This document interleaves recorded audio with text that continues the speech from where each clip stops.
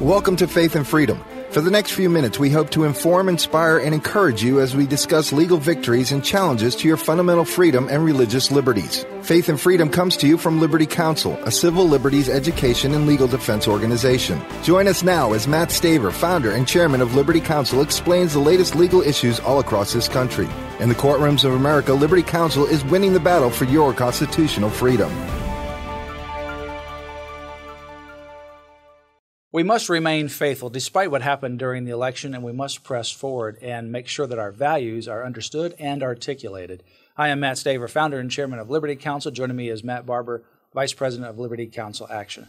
Matt, this particular election was phenomenal in many respects because we've had people that we've communicated with across the country, whether it's by email, by radio, by personal conversation, that have actually been very discouraged over this election because it was unlike just Republicans and Democrats. It was not just one person won, one person lost, but it was an issue that many people realize that America is in a very tough situation because of the fact that Barack Obama is back in the White House.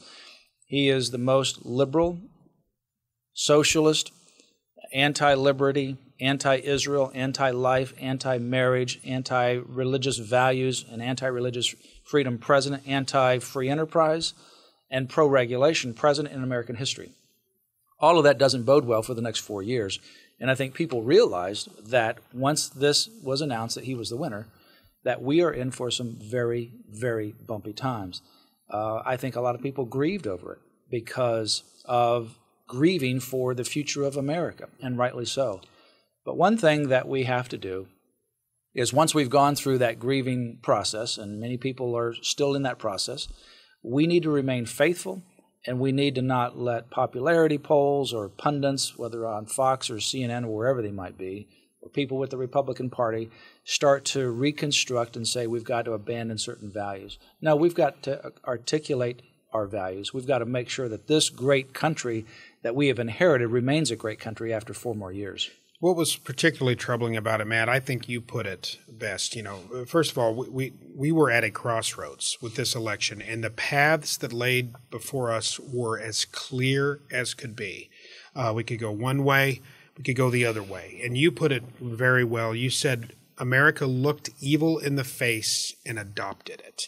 That's exactly what we did. America chose to stand on a Romans 1 platform. The Democratic Party had included in their platform the taxpayer forced funding for abortion, the recognition of counterfeit same-sex marriage. For the first time in history, the deconstruction of marriage as part of a party platform. And then you remember at the DNC convention in Charlotte, North Carolina, it was surreal to watch as 3 times to a volley of stadium-shaking boos, the people there voted to against putting God in vain, using his name in vain to even be talking about putting him back into the platform. That is what America has adopted, a Romans 1 platform that elevates homosexuality, that elevates death through abortion, that denies God. And so that's why this election has been like no other election in history. Well, you know, and some people will mollify themselves to say, well, God is in control. And yes, God is in control. But if you go back to Deuteronomy chapter 28, he's in control in verses 1 through 14, and he's in control in verses 15 and following. 1 through 14 says, this is the blessings that will come on a nation if they follow God. You'll be a lender, not a debtor. You have strong families, not weak families. Strong national defense, not weak national defense. Strong economy, not weak economy. And it goes on and on and on. But verse 15 and following says, this is what happens to a nation if you don't honor God. You'll be a debtor nation, not a lender. You'll have families that break apart. You'll have women who actually kill their children in that particular context because of the circumstances that they're in, and certainly what you see today is the same thing. You have the breakdown of the family. You have breakdown of marriages. You have a weak national defense. You have a weak economy, and it just goes on and on and on as well. You have confusion of the mind. God's in control in verses 1 through 14. He's in control in verses 15 through 18. He was in control when he brought the people of Israel out of Egypt, and his plan A was to have them go into the promised land, but they chose not to have faith. So plan B was, you'll die in the wilderness. a new generation would go into the promised land. Yeah. His will was ultimately carried out. They went into the promised land, but the people had a choice. We have a choice. Yes, God is in control, but people make choices, and corporately we've made a choice. That choice is a bad choice. We all will suffer under that choice.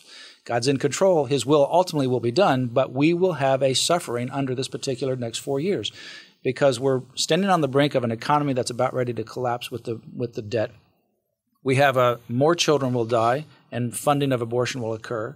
The deconstruction of marriage will continue to be assaulted. This president will bring in his affirmative action plan to bring Muslims into national security and computer jobs that he's already been doing. He'll continue to do that. People right now in national security and defense that I have talked to, they don't trust the person who works in the cubicle next to them.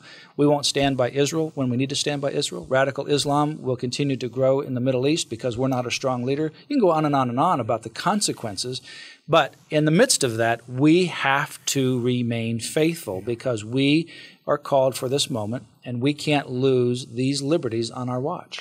Matt, in Hosea 9:12, it says, "Woe to them when I depart from them." You know, we talk of the wrath of God and God's judgment on a nation. As a nation, we can only be judged in the here and now, in the temporal, right here, right now. People don't understand God's wrath, God's judgment. It's left to us. His judgment is sin. And what we're talking about is a nation that is adopting sin as official public policy and enacting sin as policy. Well, when God departs from us and allows us to our own devices, the judgment is exacted by ourselves, by our own hand upon ourselves. The judgment itself is sin. And we as a nation now are adopting sin as our platform. But we also have hope because Scripture also talks about in the New Testament, 2 Chronicles 7:14. You mean the Old Testament? I mean, the New Testament, in the Old Testament, 2 Chronicles 7:14 says God is faithful. He has promised us this, Matt: if my people who are called by my name will humble themselves and pray and seek my face and turn from their wicked ways, then I will hear from heaven and will forgive their sin and heal their land. Heal their land. I'm hanging on to that with all of my grip and all of my might, and I believe that there are enough of the remnant, enough Christians out there that are humbling themselves before God and saying, heal us, heal our land. Well, every time we have adversity, there's also great opportunity as well. And we need to pray that God intervenes and also that his people rise up. You know, if you go look at the polls, 2.5 million less evangelicals voted in 2012 than voted in 2008. 6.4 million of the 30 million evangelicals that voted for Barack Obama. So there's issues, and Barack Obama won the election with less votes than he got in 2008. Romney got 1 million less votes than McCain did, if that's possible. He did, than in 2008. So we have to have people that are willing to express their values and vote for their values. We also have to have candidates who can carry their values. But these candidates that we've been given with Mitt Romney couldn't carry social issues or national defense around if it was given to them in a lunchbox. You know, they had one message, which was jobs in the economy. That message resonates with some people and certainly a big issue, but it's not the whole issue that we face. We face a lot of other issues. And so because a candidate didn't articulate doesn't mean that all of a sudden the values should be rejected. What we need to do is go back to the core values, maintain those core values, articulate them, and understand how to message those values. Yeah. Was it Albert Einstein said, I think I'm paraphrasing, that the definition of insanity is to do the same thing over and over again and expect a different result? Well, we had Bob Dole. We had John McCain. We had Mitt Romney, all one-trick ponies kind of pushing this economic idea, avoiding these transcendent issues. They call them the social issues, but these are the moral issues. These are issues that are at the root of our survival as a nation. Why should we be surprised that we get the same result over and over again? Well, right now, more than ever, it's time for us to maintain that faithfulness and to press forward, and I encourage you to become even more committed to these issues and to the Lord in your community and around the country, and also to stand and partner with Liberty Counsel. Liberty Counsel has a tremendous opportunity. We have Liberty Counsel, which is our 501c3, Liberty Counsel Action, which is our C4, Liberty Action PAC, which is our Super PAC. We have a publishing outreach. We have Women Impacting the Nation and many, many other outreaches and opportunities to literally impact the nation, to reach to these various constituents and to message our values accordingly. Go to Liberty Counsel's website, lc.org. Sign up for our Liberty Alert email and the Grassroots Action email as well. Get your family and friends and other activists to be a part of it as well. Make sure that you remember Liberty Counsel in your prayers and financial support.